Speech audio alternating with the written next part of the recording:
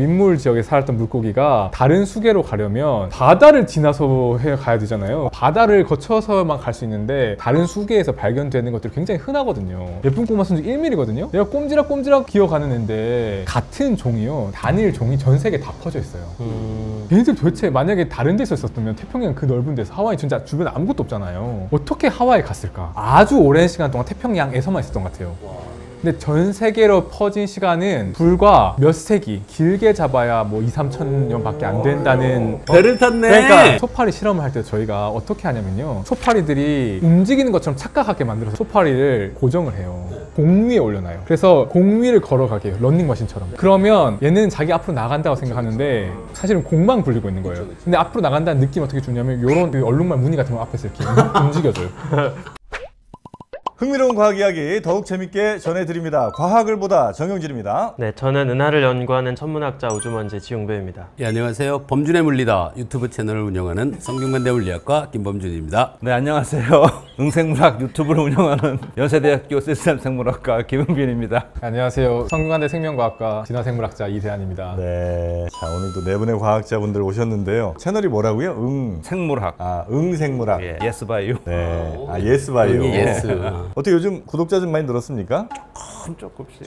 네, 진화라는 게 그런 거죠, 뭐. 그렇습니다. 점진적으로. 네, 점진적으로. 나중에 보면 이제 굉장히 많이 바뀐 것처럼 보이지만 그 시간이 또 필요한 거죠. 기다려보겠습니다. 네, 오늘도 아주 재미있는 과학 이야기들 많이 좀 준비가 되어 있는데, 아주 흥미로운 질문 하나가 있습니다. 우주에 있으면 태양에서 나오는 여러 방사선 같은 거에 노출이 훨씬 많이 되죠. 우리 지구는 이걸 좀 보호를 해주는 거고. 어느 정도 맞고 어느 정도 좀 틀린 이야기도 있어요. 어느 정도가 맞는 거는 알겠고, 어느 정도 틀리다는 건 뭐예요? 그러니까 일단 지구를 많이 벗어나면 네? 이 태양풍이든 우주 방사선으로부터 지구 자기장이 우리를 보호하고 있고, 그래서 멀리 벗어나면 그런 보호막이 없는 거니까 방사선에 더 많이 노출되는 건 맞거든요. 근데 흔히 생각하는 것처럼 우주 여행이 불가능할 정도로 엄청 막강한 건 아니에요. 일단 우주 방사선이라 하더라도 알파선, 베타선 이런 거는 어지간한 걸로는 다 막을 수 있거든요. 그냥 일반적인 알루미늄으로 만든 우주선 외벽으로도 많이 차단이 되고요. 네. 그리고 사실 우주인들이 대부분 활동하는 우주 정거장도 지구에서 낮게 떠 있어요. 저궤도를 돌기 때문에 사실 아예 지구 자기장 보호막 바깥으로 막 벗어나 있고 그런 정도는 아니거든요. 그러니까 물론 지상에 비해서 높긴 해요. 예를 들어서 우리 지구에서도 항공 승무원들은 우리 일반적으로 땅에서보다 더 많은 방사선에 노출되잖아요.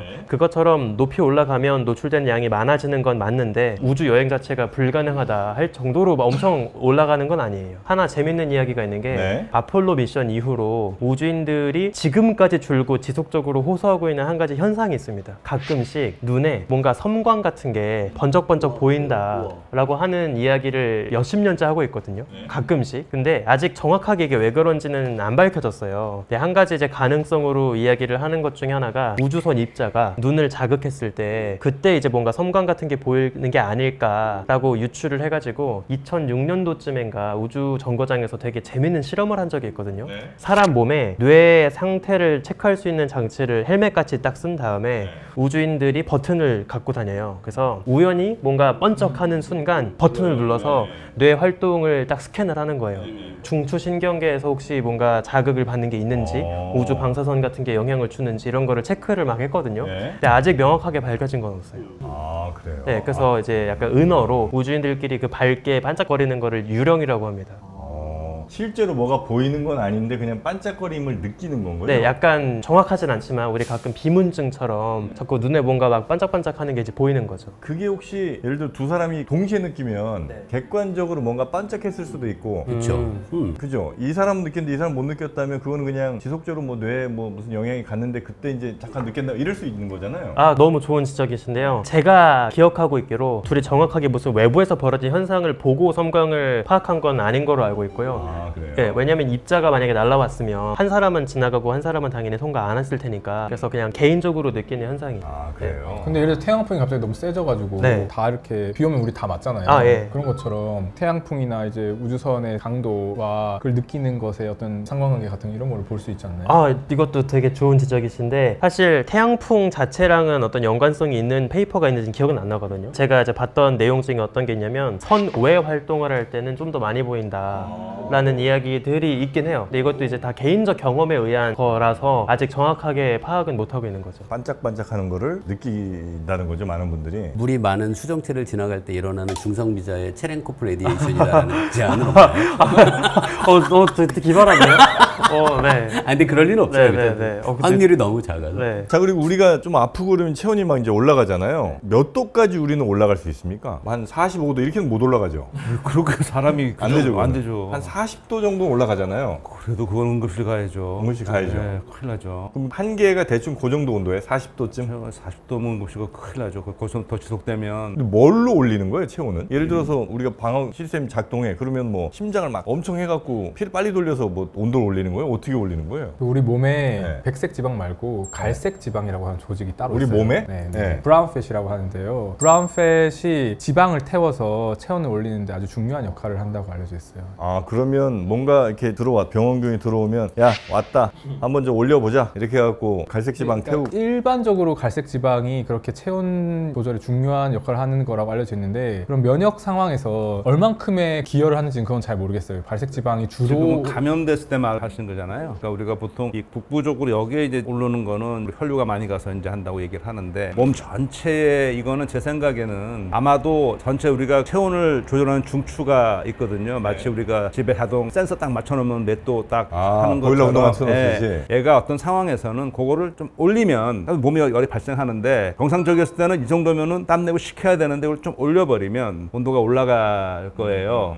그렇게 해서 감염이 됐을 때는 요 전체 중추에서 기본 설정 온도를 조금 올리는 쪽으로. 그때 이제 그렇게 센서에 따라서 냉각기가 돌거나 보일러가 돌거나 하는 건데 특히 보일러 역할을 하는 게 이제 갈색 지방 조직인데 아마도 면역 상황에서도 갈색 지방이 많이 더 잘 타지 않을까. 그럼 보통 우리가 36.5도 체온을 유지할 때도 주로 갈색 지방을 사용하나요? 갑자기 궁금해지는 체온을 어떻게 유지하는 거예요? 제가 어떻게 아는 게 체온 유지는 우리가 계속 열이 나고 있잖아요. 네, 그거 네. 그 열을 어떻게 그러니까 만들어요? 우리가 더우면은 땀 흘리고 더 추우면은 더 많이. 그러니까 왜 추울 때 더 배가 많이 고픈 게 더 많이 태워야 되고. 결국 일종의 화학적 연소 반응인 그럴 거죠? 때 아까 말씀하신 갈색 지방, 우리가 지방이 두 가지가 있는데 화이트 팻, 브라운 팻 이렇게 있는데요. 보통 우리가 말하는 팻은 이제 그 하얀색이죠. 근데 월동하는 동물들, 겨울잠 자는 동물들은 자기 전에 많이 찌우잖아요. 그럴 때 갈색 지방이 굉장히 많이 늘어나요.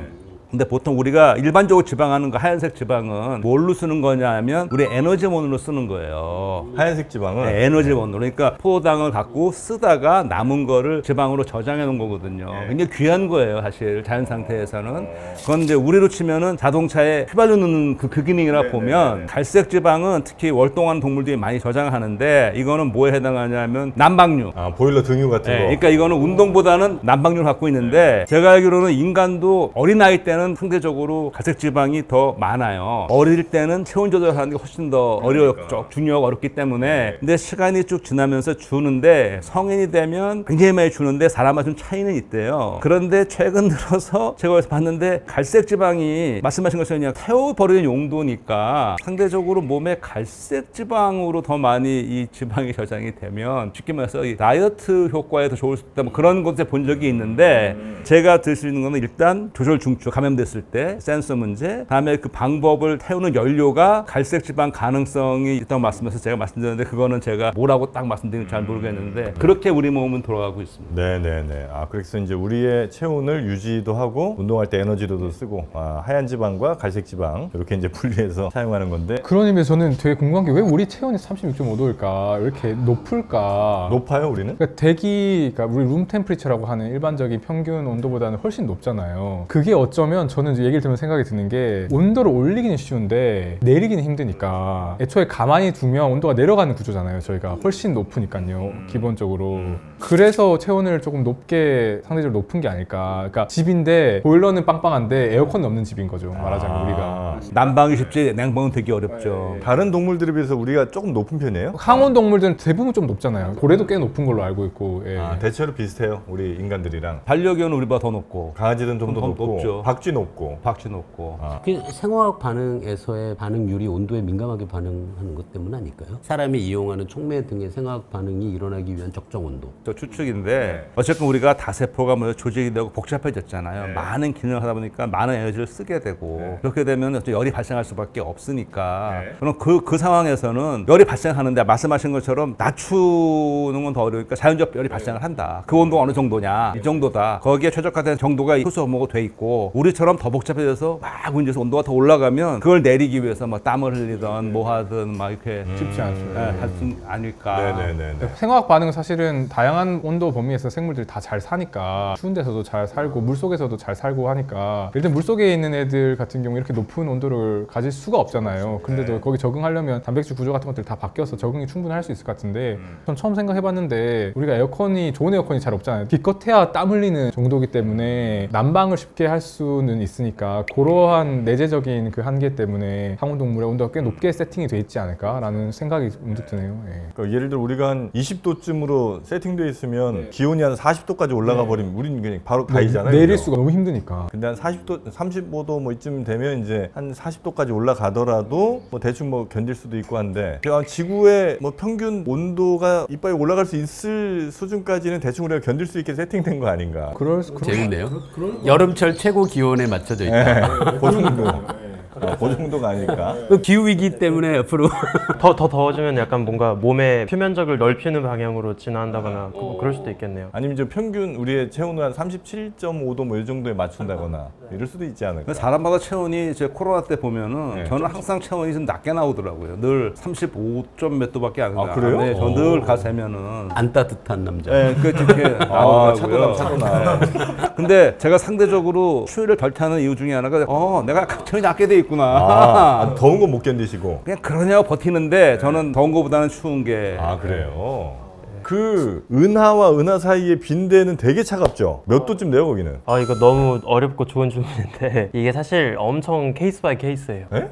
영도 아니에요 그냥? 아니 그렇지 않습니다. 왜냐면 타지 않아요? 그러니까 온도를 아주 밀도가 낮은 우주 공간에서 어떻게 정의하느냐에 따라 다를 수 있는데 온도는 일단 입자들의 평균 운동 에너지로 정의를 하잖아요. 그러니까 입자들이 얼마나 빠르게 움직이느냐가 사실은 우리가 그거를 이제 눈금으로 환산시켜서 일상적인 온도로 이해를 하고 있는 거고 그래요? 사실 더 물리적으로 파고 들어가면 온도는 입자들의 평균 운동 에너지를 대변하는 건데 사실 은하와 은하 사이 우주 공간은 예를 들면 그 인접한 은하들이 중심에 블랙홀이 있고 걔가 엄청 막대한 에너지를 토해낼 수도 있어요. 그러면 그 은하 주변의 우주 공간이 엄청 에너지가 많아져서 그래서 우리가 이런 우주 공간에 은하간 가스 구름을 가끔 뭐라고 하냐면 핫가스라고 불러요. 뜨거운 가스로 가득 찬 은하간 물질 인터갤럭틱 미디엄이라고 부르는데 물론 이제 태양 같은 별 자체 온도보다는 낮지만 우주 배경 자체보다는 훨씬 월등하게 뜨거울 수도 있어요. 그래서 심지어는 엄청 에너지가 강한 곳은 실제로 별 온도에 맞먹을 정도로 뜨거운 가스 물질들도 있고. 그래요? 네.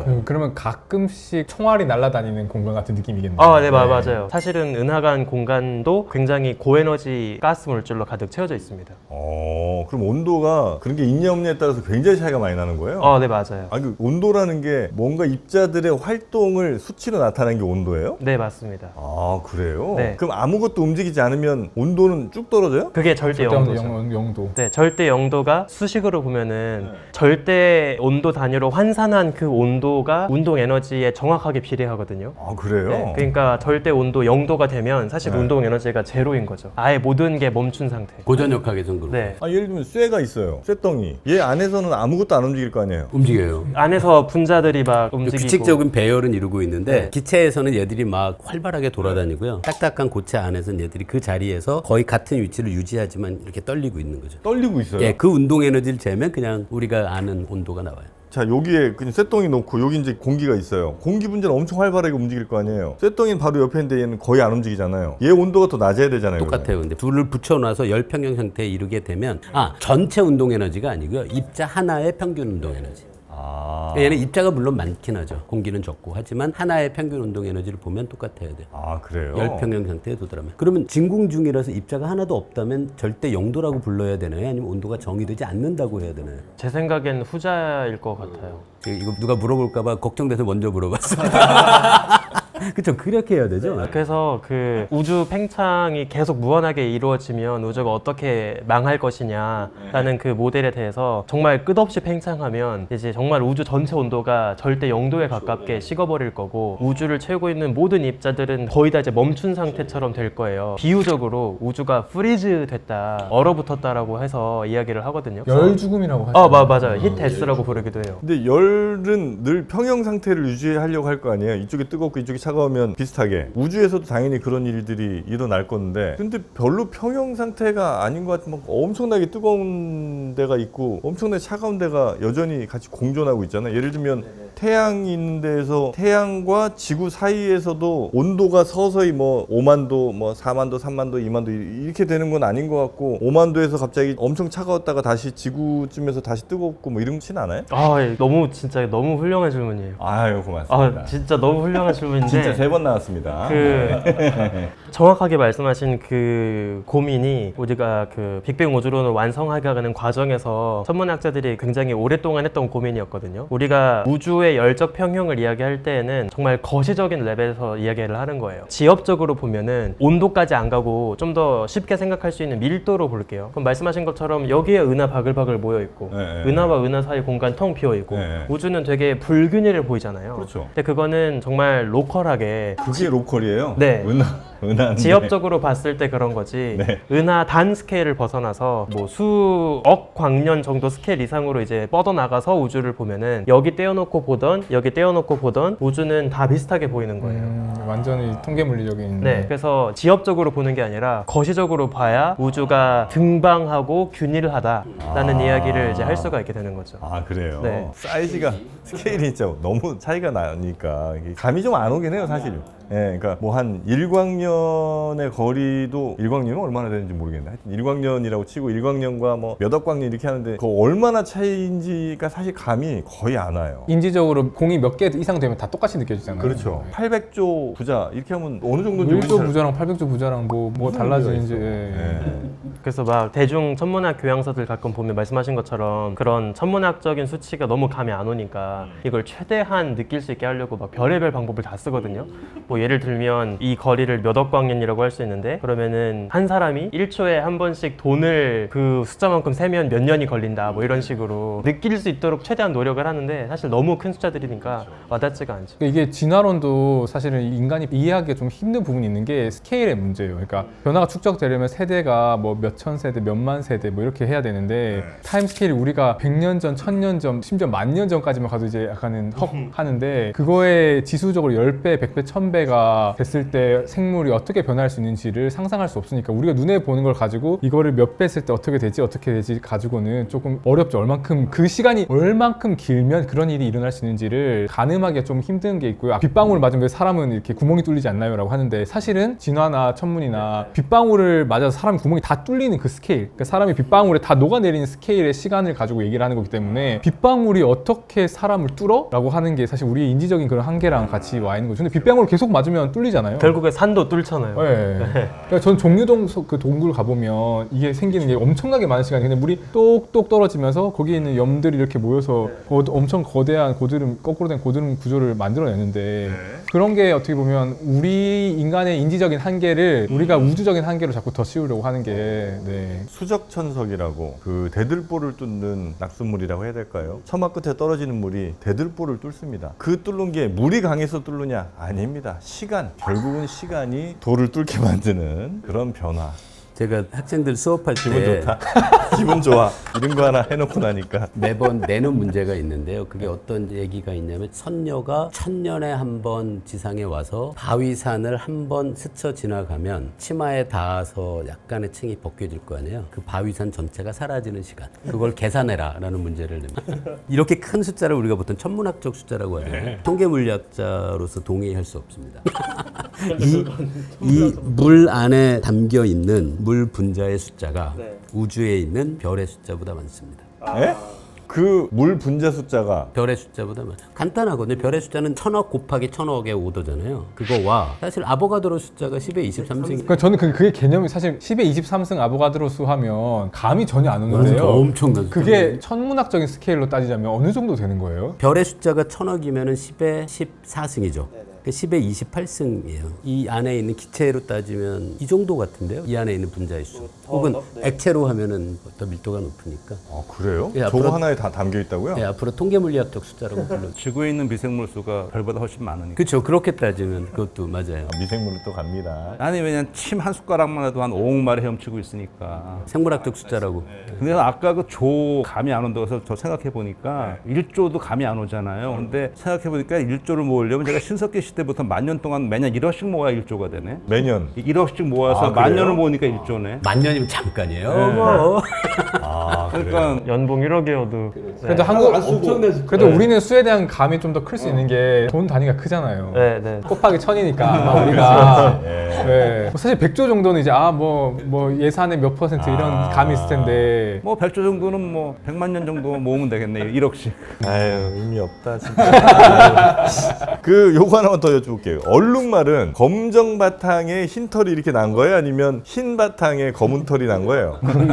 답 나왔죠. 네. 답이 나왔어요? 검은 바탕이 흰 털로 알고 있습니다. 아 그래요? 얘는 근데 어떻게 이렇게 무늬가 이렇게 선명하고 예쁘게 보통 동물들 가운데 그런 경우가 많지는 않잖아요, 그죠? 얘는 쉽게 얘기해서 흰머리가 준질하게 나 있는 거죠. 예를 들면 동물들 대충 뭐 이렇게 무늬가 있더라도 판다도 그렇고 그냥 좀 이렇게 희미한 그라데이션을 이루면서 경계가 좀 있잖아요. 또 얼룩말 얘네들은 너무 선명하게 이렇게 좀 있는 것 같아서 얘는 도대체 그거 연구한 사람이 튜링이라는 우리 아는 과학자가 그 논문을 쓴 게 있었는데 생각보다 아주 간단한 메커니즘으로 굉장히 다양한 무늬들이 형성될 수 있다라는 수학적인 모델이 있긴 있어요. 혹시 제가 아는 튜링이 그 튜링이에요? 예, 그 튜링 테스트 할 때 컴퓨터 그- 만들 예. 아 그래요? 그게 유명한 논문인데요. 그게 아주 간단한 화학식 몇 개를 갖고 거기서 조절 변수를 조정하면 얼룩말 무늬 같은 무늬도 나오고 아 그래요? 그 지문도 나오고. 예, 그런 걸 밝혀서 사실 그런 굉장히 아름답고 복잡한 무늬의 근원이 어쩌면 굉장히 단순한 화학 반응에 의해서 만들어질 수 있다라는 걸 보이는. 아니 얘는 근데 예를 들면 벽자문이나 이렇게는 안 나오잖아요. 항상 흰색 검정색이 이렇게 교차되면서 나오지 않습니까? 바둑판이라든지 얘가 이렇게 나오다 보면 어떤 도련변이 애들은 좀 웨이브도 좀 주고 뭐 이랬으면 뭐 그런 애들도 있고 저런 애들도 있고 할 텐데 거의 균질하게 이렇게 얼룩무늬가 있길래 이거는 어떻게 실수 안 하고 어릴 때부터 얘가 이른가? 얼룩무늬가? 새끼 얼룩말도 그랬던 것 같아요. 아 새끼 얼룩말도 네. 아 여튼 그 검정 바탕이 흰 털이라 이거죠? 사진을 찾아본 게 달마시안 무늬거든요.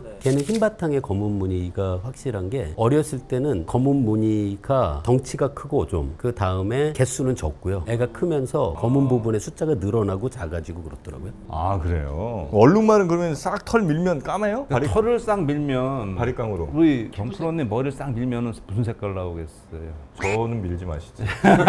살색 나오겠어. 살색. 얘도 싹 밀면은 그럴 것 같은데. 예, 피부색 나오지 않겠어요? 검정색. 자, 그럼 오늘 본격적으로 우리 상식을 벗어난 아주 독특한 의외의 동물들 얘기 조금 더 해보도록 하겠습니다. 이게 어디에 고립된 동물들이 종종 있잖아요. 특히 이제 뭐 섬이나 이런 데서 보면 그 고립 상태에서 나름의 어떤 진화를 이뤄내거나 뭐 이런 경우들 좀 있는데 대표적으로 고립 상태에 얘가 있으면 안 될 것 같은 동물인데 발견되거나 뭐 이런 경우들도 종종 좀 있지 않습니까? 그 물고기들이 참 그런 거 보면 신기한 게 많은 것 같아요. 물고기요? 네, 예를 들면 민물고기들 특히 바다는 다 연결돼 있지만 민물 지역에 살았던 물고기가 다른 수계로 가려면 바다를 지나서 가야 되잖아요. 아, 못 가겠죠, 거기는. 근데 이제 그런 흔적들이 보이죠. 여기 살던 물고기가 강으로 연결되지 않았는데 바다를 거쳐서만 갈 수 있는데 다른 수계에서 발견되는 것들이 굉장히 흔하거든요. 오래전엔 바다가 아니라 육지였던 거 아닐까요? 비 많이 올 때 이렇게 날아간 거 아닐까요?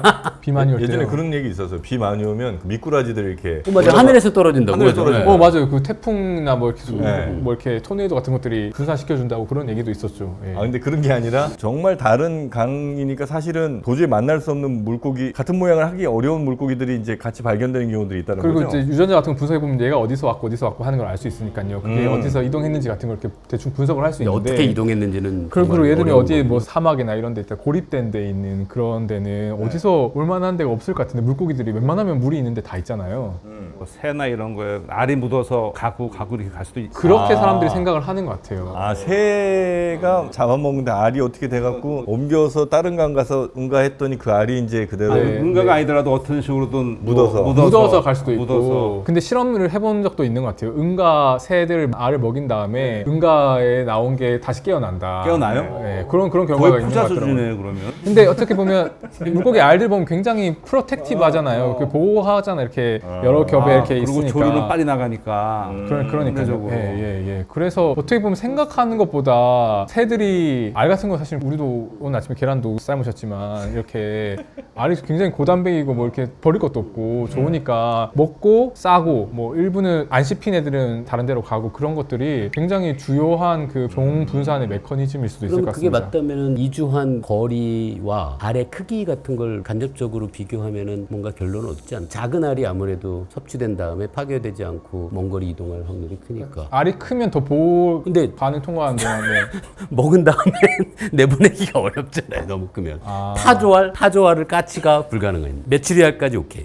아 근데 물고기 알을 먹는 거니까 새가 아니에요. 그쵸? 네. 제가 헷갈렸네요. 물고기 알은 가능해요. 물고기야. 아니 박사님. 갑자기 세네. 아유 무슨 타조알을 먹고 어딜 가요? 에이, 물고기야. 근데 사실은 제 박사학위 연구 주제가 이거예요. 어떻게 이동성이 제한되어 있는 종들이 퍼지는가. 진짜 재밌는 이야기들이 많은 게 저는 이제 예쁜 꼬마 선충 연구를 했으니까 예쁜 꼬마 선충 1mm거든요. 내가 꼼지락꼼지락 기어가는 애인데 같은 종이요. 단일 종이 전 세계에 다 퍼져 있어요.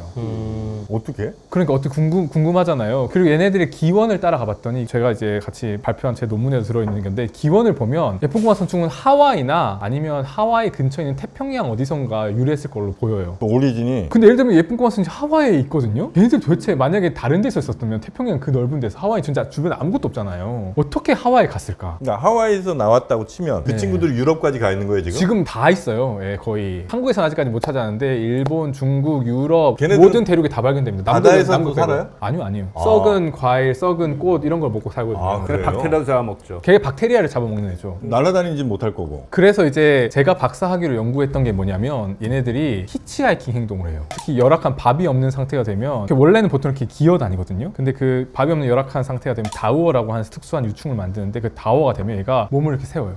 그래서 우리 이렇게 기어다니다가 네, 이렇게 우리 히치하이킹 할 때 이렇게 하잖아요. 그런 것처럼 얘가 이렇게 기어다니다가 앞에 이런 걸 만나면 여기다가 몸을 질서서 이렇게 진짜 이렇게 흔들어요. 흔들기도 하고 가만히 서기도 해요. 나 먹으라고? 그런 다음에 달팽이나 쥐며느리, 특히 쥐며느리 다리가 많아가지고 아니면 콩벌레 같은 애들이 지나가면 얘를 딱 붙는 거예요. 진짜 히치하이킹이네. 그래서 제가 그거 이제 썩은 사과에서 그 현장도 찍은 적이 있는데 그렇게 히치하이킹을 하면 달팽이가 됐던 쥐며느리가 됐던 걔네들은 먹이를 찾으러 가겠죠. 근데 걔네들도 썩은 거 좋아하고 뭐 이렇게 박테리아들을 먹고 할 테니까 거기에 가면 냄새 맡고 이제 거기로 가서 다시 생식을 하는 거예요. 그래서 얘네들이 히치하이킹을 통해서 퍼지게 되는 것 같은데 근데 그럼 섬은 어떻게? 근데 전 여기서 또 재밌게 생각하는 게 달팽이를 잘 타는 걸로 알려져 있거든요. 근데 달팽이는 또 어떻게 그러면 전 세계에 퍼지게 됐냐. 근데 이게 아마도 저는 새가 퍼뜨렸을 것 같아요. 그래서 이것도 달팽이 같은 경우는 뭐 이게 사실은 다윈의 종의 기원에 나오는 이야기고요. 아까 지금 연구한 연구 논문의 레퍼런스 참고문헌 1위 찰스 다윈 종의 기원이에요. 그래서 저는 생물학자로서 되게 프라이드 그 약간 프린키피아 레퍼런스 하는 것처럼 종의 기원의 1번 레퍼런스로 달려 있는데 거기에 다윈이 도대체 어떻게 이렇게 다양한 종이 전 세계에 퍼지게 됐을까 했을 때 얘기한 것 중에 하나가 달팽이가 오리의 발에 붙어가지고 먼 거리 이동할 것이다. 그래서 이러한 종의 이동 전략을 포레시, 그러니까 영어로는 포레시, 한국말로는 편승이라고 하는데 이 히치하이킹이죠. 쉽게 말하면 히치하이킹을 통해서 많은 종들, 특히 이동성이 제한에 있는 종들이 많이 퍼지는 것 같고요. 기생성 선충 같은 경우에는 그냥 춤을 추는 정도가 아니라 스프링처럼 튀어요. 그래서 정말 몸을 이렇게 하고 있다가 반동을 이용해서 뽕 하고 이렇게 뛰어서 숙주한테 가는데요. 그럴 때 숙주의 그 이산화탄소를 센싱하는 경우가 많아요. 생물체가 와서 호흡을 하면 이 CO2가 있으니까 신경을 자극하면 얘가 뽕 하고 뛰어서 숙주한테 이제 붙는 경우가 있어요. 그래서 이제 기생충이 어떻게 숙주에게 가서 붙냐라고 한 전략을 두 가지로 나누거든요. 열심히 기어다니는 파와 매복파가 있어요.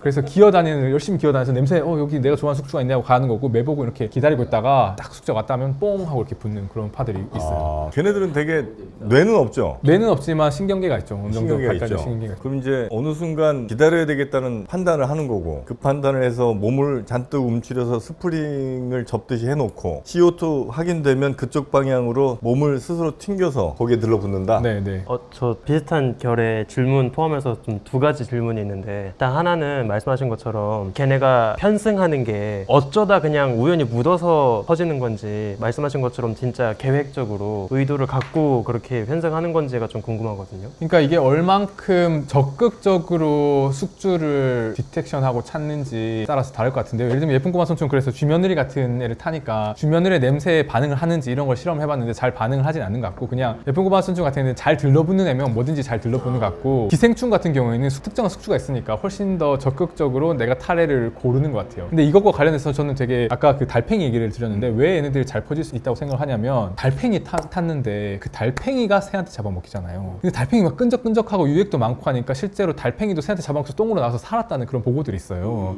그럼 철새들이 달팽이를 먹고 10,000km를 이동해서 똥을 싸서 달팽이들이 나오면 거기에서 이제 예쁜 꼬마 선충이 퍼질 수가 있는 거죠. 그러니까 히치하이킹이 히치하이킹인 거죠.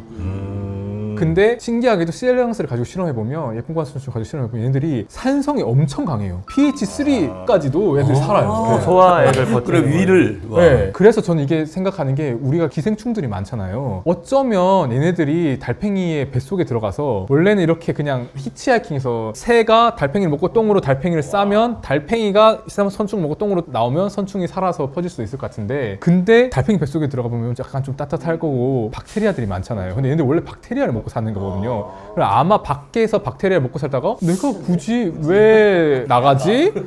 그냥 이렇게 좋은데. 예, 그냥 무단 거주를 하기 시작하다 그냥 아예 나중에는 얘네들이 기생충으로 진화를 하는 그런 중간 단계가 될 수도 있겠다는 생각이 들더라고요. 시엘랑스가 그 산에 강한 거, 그중 강한 거는 물리적인 보호예요, 화학적인 중화예요. 잘 모르는 것 같아요. 그 부분에 대해서 왜 얘네들이 그렇게 산성에 강한지에 대해서는. 근데 일단 두꺼운 껍질 큐티클 같은 게 있기도 하고요. 보호가 되고. 신기하다. 또 그리고 사실 하나 좀 여쭤보고 싶었던 게 이거는 제가 너무 무지해서 드리는 질문인데 결국에 이 고민을 하시고 연구하셨던 그 큰 바탕에는 고립된 A 지역과 B 지역 혹은 여러 지역에 이동성이 떨어지는 애들이 동일하게 발견이 되니까 얘네가 어떻게 퍼졌을까를 고민한 거였잖아요. 근데 꼭 그게 아니라 그냥 고립된 두 다른 환경에서 혹은 다른 지역에서 별도의 진화가 벌어졌는데 결과물이 비슷하게 수렴될 수도 있는 가능성이 있나요? 동시에 수렴 진화 발생했어요. 얘기하시는 것 같은데. 수렴 진화인지는 모르겠는데 근데 유전형까지 갖기는 쉽지 않죠. 유전형까지 갔다. 근데 이거나 같은 종이니까.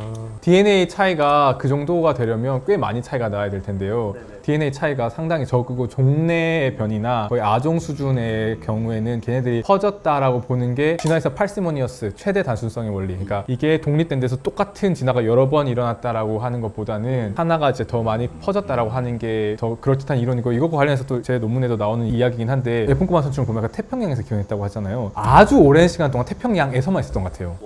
근데 전 세계로 퍼진 시간은 불과 몇 세기, 길게 잡아야 뭐 2-3천 년밖에 안 된다는. 배를 탔네. 그러니까 사람 타고 갔네. 맞습니다. 우와. 그래서 지금 현재 추정은 아마도 얘네들이 대항해 시대 때 그러니까 저는 그렇게 묻어서 왔구나. 그러니까 이렇게 예를 들면 얘네들이 과일에서 썩은 사과 같은 데서 가수는 잘 발견되거든요. 그러면 이제 선원이 어디서 지금 멕시코 항구에서 과일 사가지고 먹고 이제 그 다음에 쌓아두다가 이제 다음 섬에 갔을 때 버리면 거기서 이제.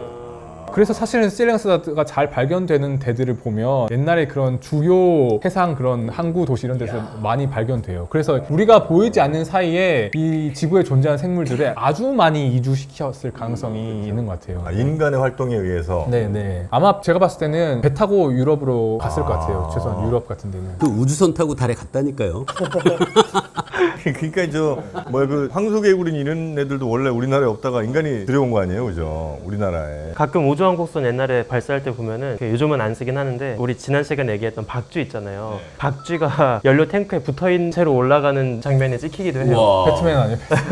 걔가 배트맨이 된 거예요? 박쥐도 우주로 갑니다. 걔는 당연히 뭐 가다 가다 죽겠죠. 사망하시겠죠. 뭐. 재밌네요. 그 시엘리강스가 퍼진 얘기. 아유, 걔네도 많이 놀라겠다. 조용하고 좀 음침해서 들어와 있는데 갑자기 불이 막 온도도 엄청나잖아요. 그거 할 때, 그죠? 네네 맞습니다. 예. 근데 그 연료 탱크 자체는 엄청 저온으로 일단 해놓을 거예요. 왜냐면 액체 산소 산화제가 있으니까. 그래서 로켓 발사할 때 보시면 표면에 서리 같은 거 껴있어가지고 발사할 때 막 하얀 먼지 같은 거 쫙 벗겨지면서 날아가거든요. 예. 그게 좀 부탄가스 밖에 차가운 거랑 비슷한 거예요? 예, 그런 느낌인 거죠. 대단합니다. 그 기린이랑 비슷할 만큼 목이 긴 애들이 없잖아요. 그러니까 기린이랑 뭐 기린 목의 한 70%쯤 되는 뭐 사슴이라든지 아니면 60%쯤 되는 뭐 말이라든지 이런 게 별로 없이 그냥 기린만 압도적으로 목이 너무 길지 않습니까? 이건 좀 약간 문제 있는 거 아니에요? 공룡들도 우리가 보면 브라키오사우루스 옛날에 보면 꽤 목이 길었던 애들이 있으니까 기린만 그렇다고 보기는 조금 힘들 것 같아요. 또 흥미로운 게 기린이랑 제일 가까운 친척이 이제 또 개통부르적으로 가면 오카피라고 하는 동물원에서 보는 오카피. 어떻게 생겼죠? 약간은 사슴이랑 비슷하게 기린, 찾아볼게요. 기린같이 생긴 사슴 같은 느낌인데 걔는 오히려 목이 길어요? 걔는 목이 짧아요. 그래서 이제 기린이나 오카피의 공동 조상들의 이제 화석들이 나오잖아요. 그러면 그 화석 공동 조상 둘의 공동 조상 화석으로 가보면 오히려 오카피는 목이 짧아진 걸로 추정이 되고요. 공동조상 네, 화석에 비해서 기린은 근데 길어진 걸로. 얼룩말 말처럼 보여요. 얼룩말 엉덩이를 갖고 있어요. 그러니까 얘네들이 기린이 말이랑 가까운 애들. 말 기린. 네, 신기하다. 근데 얘네들도 얼룩말을 가지고 있는 게 어쩌면 진짜 그 아까 얘기를 못했긴 했는데 얼룩무늬가 왜 있을까를 가지고 사람들이 여러 가지 가설이 분분했는데 사람들이 많이 믿었던 건 약간 착시 효과를 일으켜서 그럴 것이다. 특히 사냥 안 당하고 할 때. 왜냐면 실제로 저 지인이 이제 아프리카 가서 사바나 지나가다가 투어하다가 얼룩말 무리를 봤는데 겹치니까 약간 매지가이 되는 것처럼 구분이 개체들이 잘 안 된대요. 전체가 하나로 보이는 거예요. 약간 거기다가 아지랑이처럼 이렇게 읽고 하면 걔네들이 이제 되게 위협적으로 볼 수도 있고 그렇다고 생각을 했었는데 요즘 더 많이 사람들이 지지하는 가설은 채채파리 같은 흡혈파리들 있거든요. 병을 일으키는 걔네들을 혼란시키기 위해서 그 무늬가 선택됐을 거다라고. 그래서 이게 만약에 엉덩이 쪽에 애들이 좀 취약한 부분으로 꼬리가 그러니까 어쩌면 그런 수렴 진화의 결과일 수도 있겠다는 생각이 드네요. 오카피 엉덩이를 보니까. 근데 왜 얼룩말만 그 전략을 택했을까요? 얼룩말이랑 같은 서식 공간에 살고 있는 다른 동물들은 근데 얼룩말이 가장 잘 겹친다라고 일단 하더라고요. 그 흡혈파리들의 파리의 서식지랑. 근데 이게 되게 흥미로운 게 초파리 실험을 할 때 저희가 어떻게 하냐면요. 초파리들이 움직이는 것처럼 착각하게 만들어서 이게 굉장히 연구하시는 분 대단한 게 초파리를 고정을 해요. 그런 다음에 초파리를 공 위에 올려놔요. 그래서 공 위를 걸어가게 해요. 런닝머신처럼. 와 다람쥐 쳇바퀴네요 딱. 그러면 얘는 자기 앞으로 나간다고 생각하는데 사실은 공만 굴리고 있는 거예요. 근데 앞으로 나간다는 느낌 어떻게 주냐면 요런 그 얼룩말 무늬 같은 거 앞에서 이렇게 움직여줘요. VR 같은 거네. 네, VR처럼 진짜로. 그 패턴을 이렇게 줘요. 좀 걔네들의 그러니까 환상을 착각을 일으키는 거죠. 그러니까 실제로 이렇게 초파리들 고정시켜 놓고 그렇게 우리가 행동 실험, 신경 실험 하는데 마찬가지로 흡혈파리 같은 애들이 굉장히 혼란을 느낄 수 있을 것 같습니다. 그 사람도 그거 가끔 해요. 그 실내 자전거 같은 거에서 제자리에서 하면서 요새는 그런 스포츠 용구 VR 쓰면은 뭐 사람이나 초파리나 뭐. 아니 그래서 그러면 기린은 이렇게 목이 길어진 게 되게 불리한 건 아니에요? 생존에 있어서 뭐 도망 다니는데도 목이 너무 길면 이렇게 늦을 거고 여러 뭐 포식자들한테도 더 눈에 띄일 거고 그런 제약들도 분명히 있어요. 목이 길어짐으로 인해서 얻는 분명히 이득도 있을 것이고 뭐 이렇게 먹이 먹는 거 일단은 식물을 높은 데 나무를 따먹을 수 있다고 하는 게 초식 공룡 커다랗고 목 긴 애들도 마찬가지였을 거라고 이제 파충류 계통에서도 마찬가지고 포유류 계통에서 이렇게 진화를 한 것 같은데 이점도 있고 단점도 있는 것 같은데 저는 또 중요한 부분이 만약에 설령 이게 이득이 된다고 하더라도 실제로 목이 긴 동물을 만들어내는 것 자체가 굉장한 도전일 거라 생각해요. 왜냐하면 머리가 저기 위에 있잖아요. 뇌에서 엄청나게 많은 에너지를 사용하는데 뇌에 혈액을 공급해야 되는 거잖아요. 우리가 그때 저희가 그때 한번 식물들 물 올리는 것도 얘기를 했었는데 심장이 저기 밑에 있는데 그렇지. 저기 위까지 혈액을 공급하는 게 결코 간단한 문제가 아닐 것 같아요. 기린 심장이 엄청 크지 않나요? 네. 엄청 튼튼하고 그래. 펌프가 세야 되니까. 네. 그러네. 그래서 그러한 혁신을 실제로 달성을 하는 게 확률적으로 굉장히 쉽게 일어날 수 있는 그러니까 무작위적인 이런 선택으로 그러한 혁신이 쉽게 일어나기는 힘들 것 같은데 어떻게 어떤 계통에서는 그런 혁신이 좀 잘 일어나면 걔는 목이 훨씬 더 길어질 수 있는 잠재력이 생기는 것 같고 기린 또 위에 있는 것도 문제인데요. 사실은 얘가 머리가 위에 보통 때 이렇게 따먹다가 물 마셔야 되면 머리를 내려주잖아요. 그럼 갑자기 피가 엄청나게 쏠리잖아요. 심장에서 펌프하면 원래 위로 보내야 되니까 위에 올 때는 그 혈압이나 혈류가 줄어들 텐데 내려오면 쫙 해버리면 갑자기 여기 뇌에 있는 실핏줄 다 터질 수 있잖아요. 그런 것들을 문제를 해결해야 되는 거잖아요. 그래서 실제로는 기린의 순환계에 보면 뇌로 피가 들어가기 전에 이렇게 그물망처럼 한번 버퍼링 해주는 그런 이 혈관계들이 있대요. 그러니까 갑자기 머리를 숙였을 때 급격하게 이제 혈압이 증가하지 않도록 이렇게 보호해주는 그런 해부학적인 구조들도 있다고 합니다. 얘네 기린들은 저 말씀 들어보니까 뇌졸중 같은 거 되게 잘 걸리겠네. 여기 딱 뒷목 잡고 혈관 여기 딱 막혀갖고 기립성 저혈압 이런 거 갑자기 딱 일어났을 때 혹시 물 먹다가 이렇게 딱 일어나면 갑자기 어지럽고 막 이런 거 뭐 알아서 잘 하겠죠 뭐. 재밌다. 제가 언뜻 생각할 때 그러면 사람처럼 정맥의 판막으로 해결하면 되지 않을까 싶었는데 말씀 들어보니까 숙이는 것도 문제지만 숙였다가 일어날 때도 압력이 갑자기 줄어드는 걸 막아야 되네. 그때는 늘어나는 게 문제가 아니라 그러려면 이것처럼 버퍼를 이용해야지 혈류가 한쪽으로 이렇게 그거는 안 되는 거네. 판막들도 혈관에 잘 발달돼 있다고 하고요. 올렸다 내렸다 하는 문제가 간단한 문제가 만드는 문제가 아니죠. 예. 피곤하게 사. 그리고 사실 저는 기린 목과 관련해서 제일 충격적인 사실은 기린 목과 우리 목의 척추뼈의 개수가 같아요. 다 7개죠. 7개. 아 그럼 뼈 하나하나가 뼈 하나하나가 엄청나게 길어진 거예요. 저는 당연히 척추뼈가 많아졌을 거라 생각했거든요. 그 진화를 연구하시는 분이 척추표의 개수를 늘리는 것보다 하나하나의 척추표의 크기를 늘리는 게 그 생명체가 택하기 훨씬 더 쉬운 방법이죠. 근데 인간의 척추뼈, 경추, 척추 다 합친 거랑 얘랑 같아요? 아니, 목뼈. 목만? 예, 예. 아 그래요? 목뼈의 개수가. 근데 저희가 교과서에서 저희가 수업하고 하는 게 보면 뱀 같은 거 가르칠 땐 뱀은 척추가 이제 계속해서 반복되는 구조로 척추뼈 자체의 개수가 늘어나거든요. 그래서 저도 기린이 뱀처럼 척추뼈의 개수를 늘려서 그랬을 거라 생각했는데 그게 아니더라고요. 하나하나가 엄청 커진 거예요. 하나하나가 한 이만하겠네요, 그죠? 네, 우리 목 길이의 차이만큼 우린 요만한 게. 뻥 튀게 했으니까. 근데 또 마디를 너무 짧게 뱀처럼 하면은 그냥 제 개인적인 생각인데 태워서 내구성이 좀 떨어질 수도 있을 것 같아요. 해결해야 되는 것들이 네, 이음매가 너무 많아지니까. 그럴 수도 있겠다. 디스크 걸릴 확률도 높아지죠. 디스크 워낙 많아지니까. 포유류 가운데 목뼈 예외가 나무늘보가 아마 2발가락은 나무늘보는 목뼈가 6개고 3발가락 나무늘보는 목뼈가 아마 많은 거는 7, 8개까지 하고 나오고 걔네만 예외가 조금 있고 근데 걔네는 그 이유가 목이 돌아가는데 이게 뭐 뼈가 있다고 그러는데 그거를 빼고는 모든 포유류는 다 목뼈가 7개로 이렇게 돼 있는데 저도 처음에 그 생각했거든요. 큰 걸로 이렇게 매달 연결해 놓으면 이게 움직임이 이렇게 거칠잖아요. 작은 걸로 여러분 이렇게 섬세하게 움직일 수 있고 근데 저도 김범주 교수님 말씀하신 것처럼 새로운 개수를 늘리는 것보다는 이게 하나씩 커지는 게 훨씬 더 가능성이 높지 않을까 그런 생각을 했었는데 그 다큐멘터리처럼 기린 다큐멘터리 잠깐 보고 놀랐던 게 얘들이 상대를 공격하고 할 때 이걸 이렇게 휘두르더라고요. 목치기 보셨어요? 네. 굉장히 무서워 보이던데. 기린끼리 싸울 때? 네. 목으로 이렇게 싸워요. 근데 엄청난 것 같아요, 힘이. 그것도 봤어요. 얘가 이렇게 크니까 포식자가 다가오면 뭐 피하기도 어려울 거고 그럴 것 같은데 다가오는 사자를 기린이 뒷발로 차거든요. 사자가 그냥 날아가. 그 힘이 엄청난 거더라고요. 기린이 그렇게 쉬운 먹이는 아닌 것 같아요. 보통 그 목덜미를 물으면 이제 다른 생물들은 이제 이렇게 죽잖아요. 근데 숨 못 쉬고 얘 목덜미는 물기가 너무 힘드니까 치명상 입히기는 어려울 것 같아요. 그러니까 다리나 뭐 이런 데 찢을 수는 있지만 아주 치명적인 뭐 숨을 못 쉬게 한다는 이거는 거의 불가능에 가깝잖아요. 자고 있는 애를 물 수는 있겠네요. 자고 이렇게 하고 있으니까. 근데 혹시라도 그렇게 했다면 강냉이가 다 나쁘겠네. 다 뼈니까. 그렇지. 뭐 하나 내가 방금 생각난 게 있었는데 깜빡했네. 알겠습니다. 하여튼 기린도 참 목이 길어 슬픈 짐승은 이제 사슴이라고 우리가 흔히 시를 통해서 알고 있었는데 진짜 목이 긴 기린 같은 경우는 나름의 방식으로 또 열심히 진화했고 열심히 자기의 삶을 살아나가고 있습니다. 우리 과학을 보다도 열심히 살아나가야 될 것 같아요. 자, 오늘 자연의 신비 또 우주 이야기, 물리 이야기 이렇게 섞어서 여러분께 또 전해드렸는데 3, 40분 이렇게 말씀을 우리 시청자분들이 보시고 나면 이게 마치 그냥 야동처럼 이제 중독이 되시는가 봐요. 그래서 끊을 수가 없답니다. 네, 여러분이 각자의 분야에 재미있는 과학 이야기 항상 준비해 오시고 다음 시간에도 재미있는 과학 이야기로 여러분의 잠자고 있는 지적 욕망을 활활 불태워 드리도록 하겠습니다. 함께 해주신 과학자분들도 고생 많으셨고요. 시청해 주신 여러분 대단히 감사합니다. 다음 시간에 뵙겠습니다. 고맙습니다.